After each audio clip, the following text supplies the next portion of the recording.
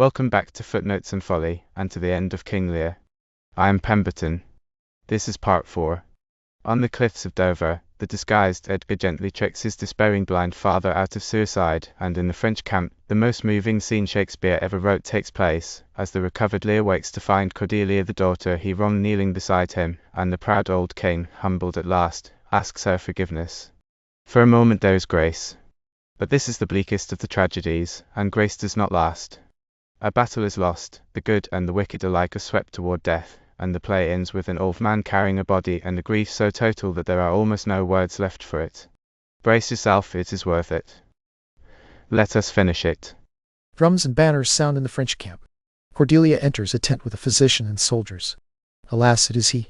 He was seen only a little while ago, as wild as the storm.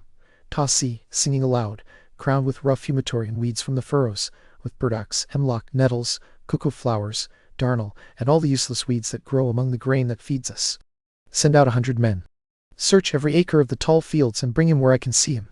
An officer exits. What can human skill do to restore his shattered reason? Whoever can help him shall have all the wealth and honor I possess. There are remedies, madam. Nature's nurse and healer is sleep, and that is what he lacks. To bring it on, there are many useful herbs whose power can close the eyes of suffering. All blessed secrets, all hidden powers of the earth, rise up with my tears. Help and heal this good man in his distress. Search for him, before his uncontrolled madness destroys the life that no longer has the means to guide itself. A messenger enters. News, madam. The British forces are marching this way. We knew that already. Our forces are ready and waiting for them. Oh, dear father, it is your cause that I serve. That is why great France has pitied my grief and urgent tears. No swollen ambition drives our armies on, but love, dear love, and the rights of our aged father. May I soon hear him and see him. They exit. In a room in Gloucester's castle, Regan and Oswald enter. Have my brother's forces set out? Yes, madam. Is he there in person? Madam, only with great difficulty. Your sister is the better soldier. Lord Edmund did not speak with your lord at home? No, madam. What might my sister's letter to him mean? I do not know, lady. Truly, he has hurried away on serious business. It was great foolishness, after Gloucester's eyes were put out, to let him live. Wherever he goes, he turns every heart against us. I think Edmund has gone partly out of pity for his misery, to end his darkened life, and also to discover the enemy's strength. I must follow him, madam, with my letter. Our troops set out tomorrow. Stay with us. The roads are dangerous. I cannot, madam. My lady has charged me with this duty. Why should she write to Edmund? Could you not carry her intentions by word of mouth? Perhaps there is something, I know not what. I will reward you well. Let me open the letter. Madam, I would rather. I know your lady does not love her husband. I am sure of it. And when she was here recently, she gave noble Edmund strange glances and looks that spoke too plainly. I know you are close to her confidence. I, madam? I speak from knowledge. You are, I know it. So I advise you to take note of this. My lord is dead. Edmund and I have spoken, and he is a more fitting match for my hand than for your lady's. You may understand the rest. If you find him, please give him this. And when your mistress hears this much from you, ask her to call her wisdom to her aid. So farewell. If you should happen to hear of that blind traitor, advancement will fall to the man who cuts him off. I wish I could meet him, madam. I would show which side I follow. Farewell. They exit. Gloucester enters with Edgar, who is dressed like a peasant. When shall I reach the top of that hill? You are climbing it now. See how hard we are working. The ground seems level to me. It is horribly steep. Listen. Do you hear the sea? No, truly. Then your other senses must have been weakened by the anguish in your eyes. That may well be. Your voice seems changed to me, and you speak with better words and better sense than you did before. You are much mistaken. I have changed in nothing except my clothes. You seem better spoken to me. Come on, sir. Here is the place. Stand still. How frightening and dizzying it is to look so far down. The crows and chows flying halfway below look hardly bigger than beetles. Halfway down, someone hangs gathering samphire, a dreadful trade. He seems no bigger than his head. The fishermen walking on the beach look like mice, and that tall anchored ship is shrunk to the size of her little boat. The boat itself is like a boy almost too small to see. The murmuring surf, chafing against countless idle pebbles, cannot be heard from this height. I will look no more, or my brain may reel and my failing sight pitch me headlong down. Set me where you stand. Give me your hand. You are now within a foot of the extreme edge. I would not jump up right here for everything under the moon. Let go of my hand. Here, friend, is another purse. And it is a jewel well worth a poor man's taking. May fairies and gods make it prosper with you. Go farther off. Say farewell to me, and let me hear you going.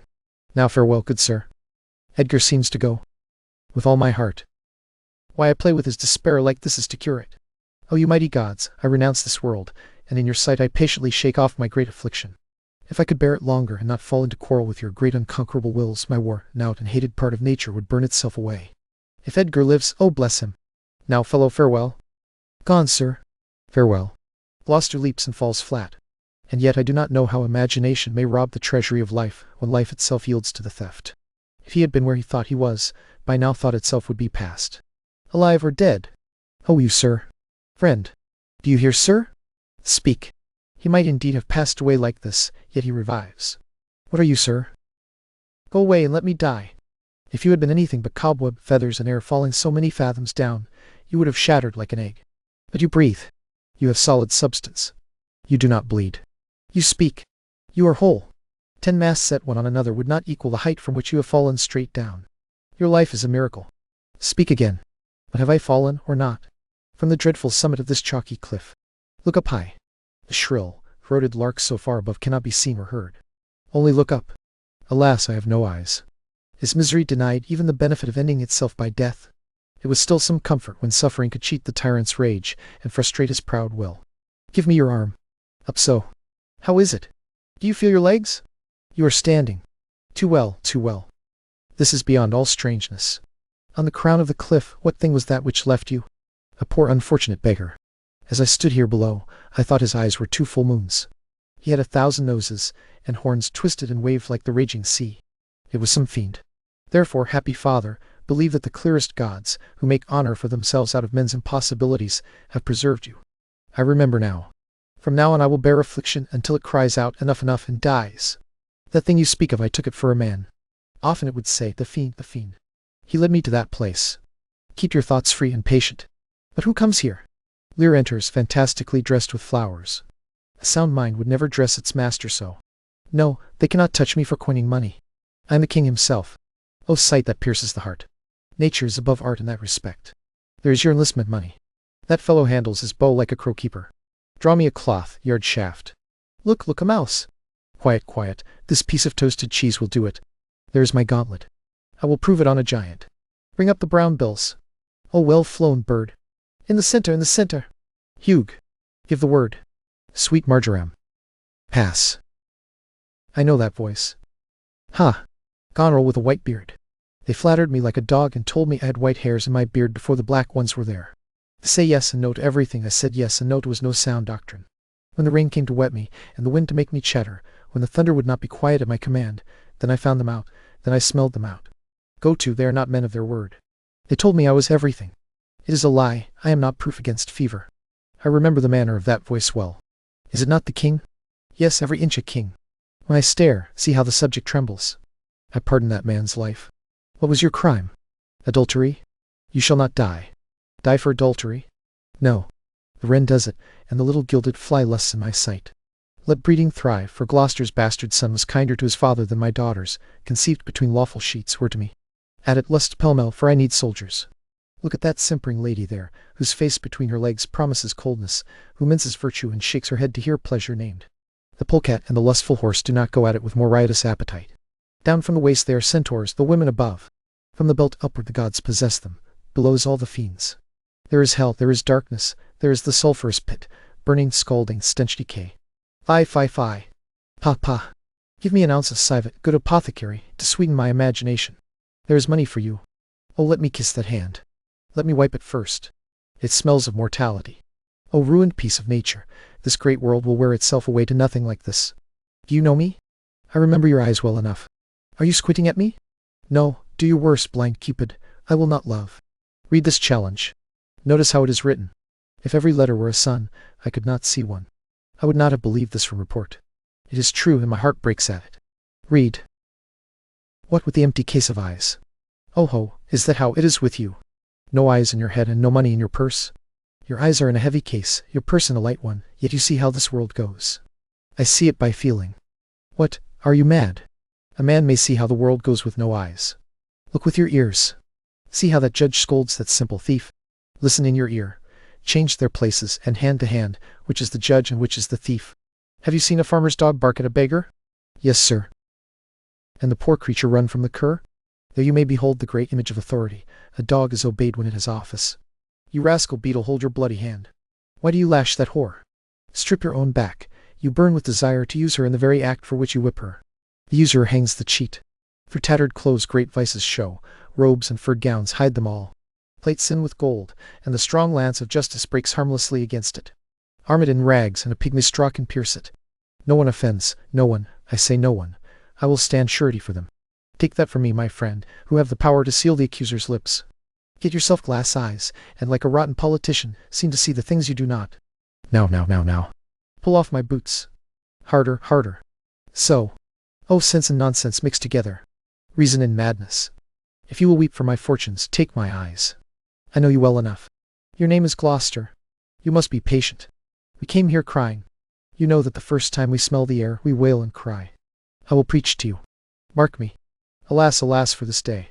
When we are born, we cry because we have come onto this great stage of fools. This is a fine hat block. It would be a clever trick to shoe a troop of horses with felt. I will try it, and when I have crept up on these sons, and law then kill. A gentleman enters with attendants. Oh, here he is. Lay hands on him. Sir, your most dear daughter. No rescue? What, am I a prisoner? I am fortune's born fool. Treat me well, you shall have ransom. Let me have surgeons, I am wounded to the brain. You shall have anything. No seconds? All by myself?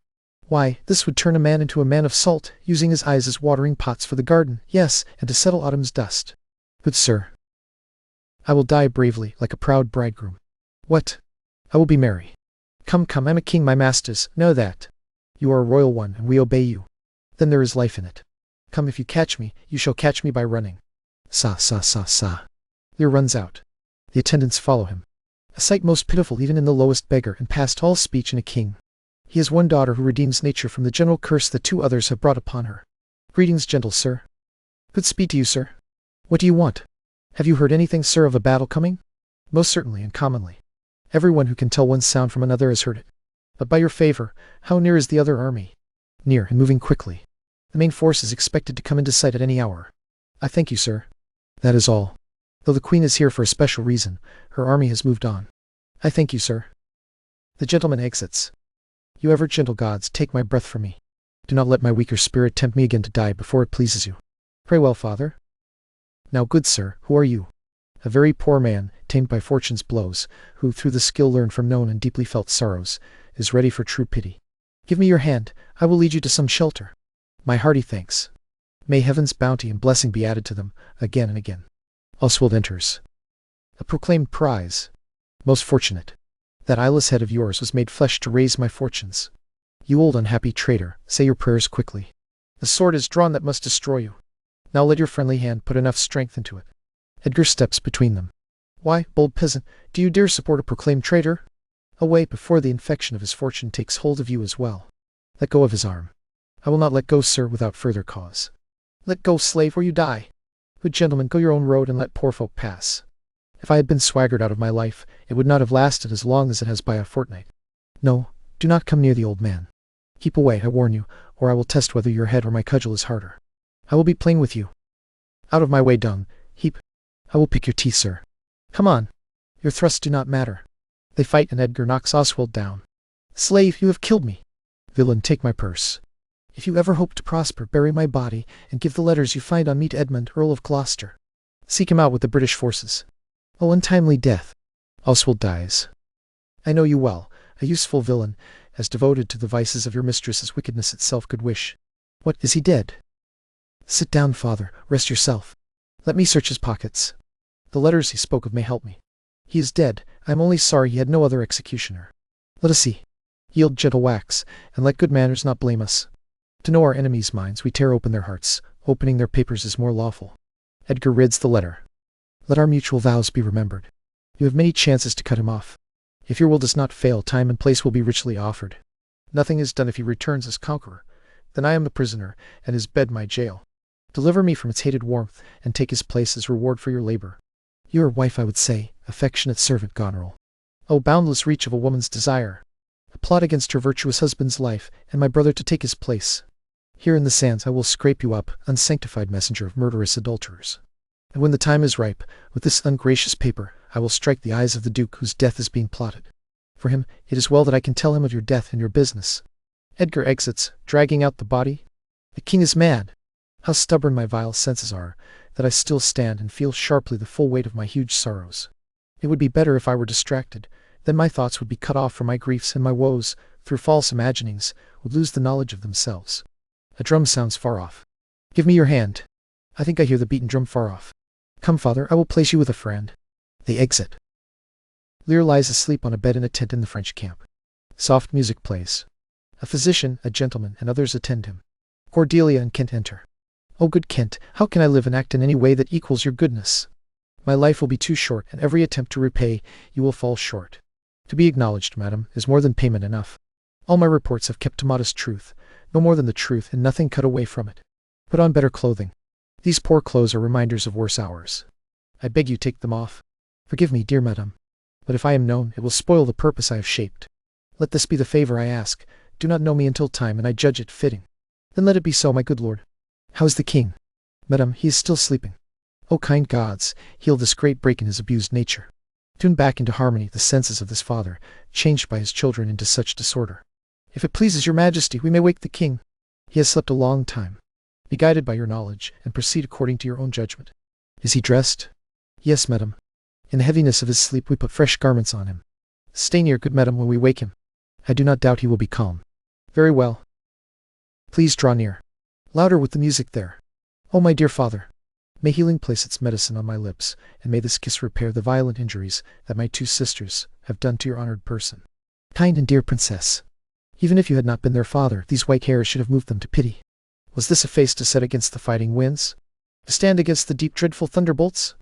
Against the most terrible and swift strokes of crossing lightning? He watched poor abandoned sentinel, with this thin covering for a helmet? My enemy's dog, even if it had bitten me, would have stood that night by my fire. And were you forced, poor father, to shelter yourself with swine and desperate beggars in short musty straw? Alas, alas! It is a wonder that your life and wits did not end together. He wakes. Speak to him. Madam, you should. It is most fitting. How is my royal lord? How does your majesty fare? You wrong me by taking me out of the grave. You are a soul, and bless this, but I am bound upon a wheel of fire, and my own tears scald me like molten lead. Sir, do you know me? You are a spirit, I know that. When did you die? Still, far from himself. He is scarcely awake. Leave him alone a little while. Where have I been? Where am I? Is this fair daylight? I have been greatly abused. I would almost die of pity to see another person like this. I do not know what to say. I will not swear that these are my hands. Let me see.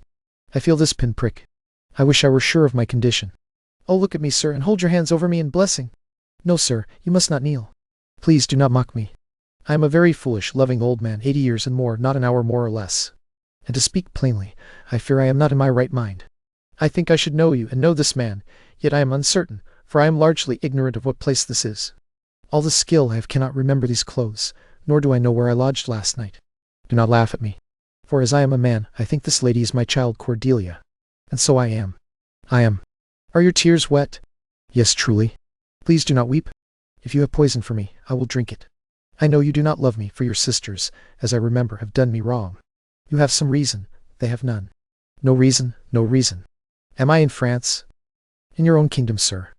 Do not deceive me. Take comfort, good madam. The great fury, as you see, has been killed in him. Yet it is dangerous to press him to make sense of all the time he has lost. Ask him to go inside. Trouble him no more until his mind is more settled. Will it please your highness to walk? You must bear with me. Please now forget and forgive. I am old and foolish. Lear, Cordelia, the physician, and the attendants exit. Is it true, sir, that the Duke of Cornwall was killed in that way? Most certain, sir. Who commands his forces? As it is said, the bastard son of Gloucester. They say Edgar, his banished son, is with the Earl of Kent in Germany. Reports change. It is time to be watchful. The powers of the kingdom are approaching quickly. The decision is likely to be bloody. Farewell, sir. The gentleman exits. The aim and ending of my course will be fully worked out, for good or ill, according to how this day's battle is fought. Kent exits. Drums and colors. Edmund enters with Regan, officers, soldiers, and others in the British camp near Dover. Find out from the Duke whether his last decision still stands, or whether anything has made him change course. He is full of changes and self-reproach. Bring me his settled will. He speaks to an officer who goes out. My sister's man has certainly miscarried. That is much to be feared, madam. Now, sweet lord, you know the kindness I mean to show you. Tell me truly and speak the truth. Do you not love my sister? With honorable love. But have you never found your way, like my brother, to the forbidden place? That suspicion wrongs you. I fear you have been joined with her, close to her, as far as anything we call hers. No, on my honor, madam. I will never endure her, dear my lord. Do not be familiar with her. Do not fear. She and the Duke her husband. Drums and colours. Albany enters with Goneril and soldiers. Aside. I would rather lose the battle than have that sister loosen him from me. How much, loved sister, welcome. Sir, this is what I have heard. The king has come to his daughter with others whom the harshness of our rule has forced to protest against us. Where I could not act honestly, I have never yet been brave. In this matter it concerns us because France invades our land, not because the king is supported by others whom I fear most just and serious causes have driven to oppose us. Sir, you speak nobly. Why are we debating this? Joined together against the enemy. These private and domestic quarrels are not the issue here. Then let us consult with the experienced commanders about how we should proceed. I will attend you shortly at your tent. Sister, will you go with us? No. It is most fitting. Please go with us. Aside. Oh, I understand the riddle. I will go. Edmund, Regent, Goneril, officers, soldiers, and attendants go out. As they leave, Edgar enters in disguise. If your grace has ever spoken with a man as poor as I am, hear me one word. I will overtake them. Speak. Before you fight the battle, open this letter. If you win, have the trumpet sound for the man who brought it. Though I seem wretched, I can produce a champion who will prove what is declared there. If you fail, your business in this world is ended and all plotting stops. May fortune love you. Stay until I have read the letter. I was forbidden to do that. When the time is right, let the herald only call, and I will appear again. Then farewell. I will look over your paper. Edgar exits. Edmund enters. The enemy is in sight. Draw up your forces. Here is the estimate of their true strength and numbers, made by careful scouting, but haste is now required of you. We will meet the moment as it comes. Albany exits. I have sworn my love to both these sisters. Each is jealous of the other, as one stung is jealous of the adder. Which of them shall I take? Both? One. Or neither? Neither can be enjoyed if both remain alive. To take the widow would enrage and drive her sister Goneril mad, and I could hardly carry my cause through while her husband is alive. For now, then, we will use his authority for the battle. Once that is done, let the woman who wants to be rid of him devise his quick removal. As for the mercy he intends for Lear and Cordelia, once the battle is done and they are in our power, they shall never see his pardon, for my position requires me to defend myself, not to debate. Edmund exits. Alarm sound. With drum and colours, Lear, Cordelia, and their forces enter on a field between the two camps, then pass out. Edgar enters with Gloucester. Here, father, let the shade of this tree be your good host. Pray that the right side may prosper. If I ever return to you again, I will bring you comfort. Grace go with you, sir. Edgar exits. Alarms and a retreat are heard within. Edgar enters again. Away, old man, give me your hand. Away. King Lear is lost, he and his daughter have been taken. Give me your hand. Come on. No farther, sir. A man may rot even here. What, back to dark thoughts again? Men must endure their leaving this world just as they endured their coming into it. Readiness is everything. Come on. And that is true, too. They exit. Drums and banners mark a victorious entrance. Edmund enters with Lear and Cordelia as prisoners, followed by officers, soldiers, and attendants. Some officers take them away. Keep them well guarded until the higher powers have made known their pleasure and judged what is to be done with them. We are not the first people who, meaning only good, have met the worst fortune. For your sake, oppressed king, I am cast down. For myself, I could have stared false fortune down and out, frowned her frown. Shall we not see these daughters and these sisters? No, no, no, no. Come, let us go away to prison. We two alone will sing like birds in a cage. When you ask my blessing, I will kneel down and ask your forgiveness. So we will live and pray and sing and tell old tales and laugh at glittering courtiers and hear poor rogues talk of court news. We will talk with them too, who loses, who wins, who is in favor, who is out.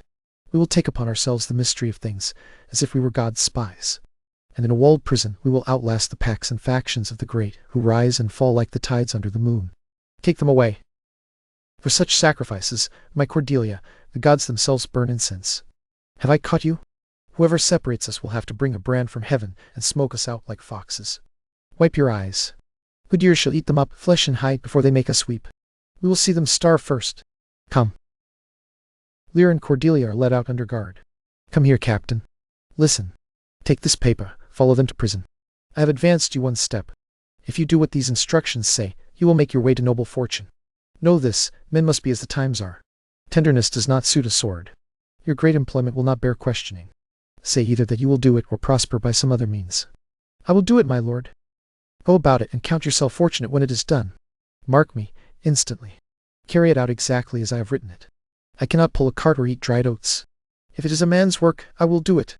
The captain exits. A flourish sounds. Albany enters with Goneril, Regan, officers, and attendants. Sir, today you have shown your valiant blood, and fortune has led you well. You hold the captives who opposed us in this day's conflict. I require them from you, so that we may deal with them as both their deserts and our safety shall equally determine. Sir, I thought it best to send the old and miserable king to secure custody under appointed guard. His age has power to charm, and his title even more, enough to pull the common people's hearts to his side and turn our enlisted spears back against the hands that command them. With him I sent the queen, for the same reason. They are ready to appear tomorrow, or later if you choose, wherever you hold your court. At this moment we sweat and bleed. Friend has lost friend, and even the best quarrels, while they are hot, are cursed by those who feel their sharpness. The question of Cordelia and her father requires a fitter place. Sir, with your patience, I consider you only a subject in this war, not my brother. That depends on how we choose to honor him. I think our pleasure might have been asked before you spoke so far. He led our forces, and bore the commission of my place in person. That immediate authority may well stand up and call itself your brother. Not so heatedly. He raises himself by his own worth more than by any title you add to him. In my rights, invested by me, he ranks with the best. That would be true at most if he were to marry you. Jesters often prove to be prophets. Stop. The eye that told you that looked crooked. Lady, I am not well, otherwise I would answer you from a full heart. General, take my soldiers, my prisoners, my inheritance. Dispose of them and of me. The walls are yours. Let the world witness that I here make you my lord and master. Do you mean to enjoy him? Whether he is left alone does not depend on your goodwill. Nor on yours, lord. Half-blooded fellow, yes, it does. Let the drum sound, Edmund, and prove my title yours. Wait yet, hear reason. Edmund, I arrest you for capital treason, and in your arrest I include this gilded serpent. As for your claim, fair sister, I bar it in my wife's interest. She is secretly contracted to this lord, and I, her husband, forbid your marriage vows. If you want to marry, make your love to me. My lady is already spoken for. A little play, acting. You are armed, Gloucester. Let the trumpet sound. If no one appears to prove upon your person your heinous, open, and many treasons, there is my pledge. Before I taste bread, I will prove upon your heart that you are nothing less than what I have proclaimed you. Albany throws down a glove. Sick. Oh, sick. If not, I will never trust medicine again. There is my exchange. Whoever in the world he is who calls me traitor lies like a villain. Call with your trumpet. Whoever dares approach against him, against you, against anyone, I will firmly maintain my truth and honor. Edmund throws down a glove. A herald, ho! A herald enters. Trust to your own single virtue, for your soldiers, levied in my name, have in my name been discharged. My sickness grows on me. She is not well. Carry her to my tent. Come here, herald. Let the trumpet sound, and read this aloud. Regan is led out. Sound trumpet. A trumpet sounds. If any man of quality or rank within the army's lists will maintain against Edmund, supposed Earl of Gloucester, that he is a many times traitor, let him appear by the third sound of the trumpet. Edmund stands bold in his defence. Sound. The first trumpet sounds. Again. The second trumpet sounds. Again. The third trumpet sounds. A trumpet answers from within. Edgar enters armed, preceded by a trumpet. Ask him his purpose, and why he appears at this call of the trumpet. Who are you? What is your name and rank, and why do you answer this present summons? Know that my name is lost, gnawed bare and eaten away by the tooth of treason. Yet I am as noble as the adversary I come to face. Who is that adversary? Who speaks for Edmund, Earl of Gloucester? He is for himself. What do you say to him? Draw your sword. If my words offend a noble heart, let your arm do you justice. Here is mine. By the privilege of my honors, my oath, and my profession, I declare this, despite your strength, youth, rank, and greatness, despite your victorious sword and your newly blazing fortune, despite your courage and your heart, you are a traitor. You are false to your gods, your brother, and your father, a conspirator against this high and illustrious prince. From the very top of your head down to the dust beneath your feet, you are a most foully spotted traitor. Say no, and this sword, this arm, and my best spirit are bent on proving upon your heart what I say. You lie. By wisdom, I should ask your name. But since your outward appearance looks so fair and warlike, and since your speech seems to breathe of breeding, I scorn and cast aside what, by the rules of knighthood, I might safely and carefully delay. I throw those treasons back upon your head, and with the hated lie overwhelm your heart. Since they only glance off me now and scarcely bruise, this sword of mine shall at once give them a way in, where they shall rest forever. Trumpets, speak! Trumpets and alarms sound. Edgar and Edmund fight. Edmund falls. Save him, save him! This is only trickery, Gloucester. By the law of arms you are not bound to answer an unknown opponent. You are not defeated, but cheated and deceived. Shut your mouth, madam, or I will stop it with this paper. Hold, sir! You worse than any name, rage your own evil. Do not tear it, lady, I see you know it. Albany gives the letter to Edmund. Say that I do. The laws are mine, not yours. Who can arraign me for it? Goneril exits. Most monstrous. Oh, you know this paper? Do not ask me what I know. Go after her. She is desperate. Restrain her. An officer exits. What you have charged me with I have done, and more, much more. Time will bring it out. It is past, and so am I. But who are you, who have had this fortune over me? If you are noble, I forgive you. Let us forgive each other. I am no lower born than you are, Edmund. If I am higher, then you have wronged me all the more. My name is Edgar, and I am your father's son. The gods are just. They turn our pleasures and our vices into the very instruments that punish us. The dark and sinful place where he conceived you cost him his eyes. You have spoken rightly, it is true. The wheel has come full circle, and here I am. I thought your very way of walking foretold a royal nobleness. I must embrace you. Let sorrow split my heart if I ever hated you or your father. Worthy prince, I know you did not. Where have you hidden yourself? How did you learn of your father's suffering? By tending it, my lord. Listen to a brief story, and when it is told, may my heart break. To escape the bloody proclamation that hunted me so closely, oh, how sweet life is, that under threat of death we die every hour, rather than die once I learned to disguise myself in a madman's rags, taking on a look that even dogs despised. In that shape I met my father, his bleeding eye sockets empty, their precious stones newly lost. I became his guide, begged for him, and saved him from despair. Yet, O fault of mine, I never revealed myself to him until half an hour ago, when I was armed. Unsure, though hopeful, of this good outcome, I asked his blessing and told him, from beginning to end, of my journey. But his wounded heart, alas, too weak to bear the struggle between two extremes of feeling, joy and grief, burst while he smiled. Your words have moved me, and perhaps they will make me do some good. But go on. You look as if you have more to say. If there's more and more sorrowful, keep it in. I am almost ready to fall apart from hearing this. This would have seemed an end to anyone who does not love sorrow. But another grief, if I enlarge on it too much, would grow still greater and overtop extremity itself. While I was full of outcry, a man came who, having once seen me in my lowest state, had shunned my hated company. But then, discovering who had endured so much, he fastened his strong arms around my neck and cried out as if he would split heaven. He threw himself upon my father, and told the most pitiful story of Lear and himself that any ear ever received. As he told it, his grief grew powerful, and the strings of his life began to crack. Then the trumpets sounded twice, and I left him there in a trance. Who was this? Kent, sir, the banished Kent, who in disguise followed his enemy king and served him with devotion too great even for a slave.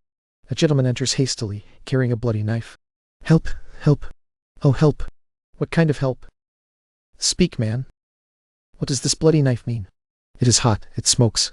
It came straight from the heart of— oh, she is dead. Who is dead? Speak, man. Your lady, sir, your lady, and her sister has been poisoned by her. She has confessed it. I was promised to them both. Now all three of us are married in an instant. Here comes Kent. Kent enters.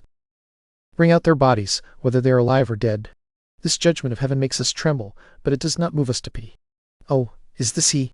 The time will not allow the formal courtesy that good manners demand.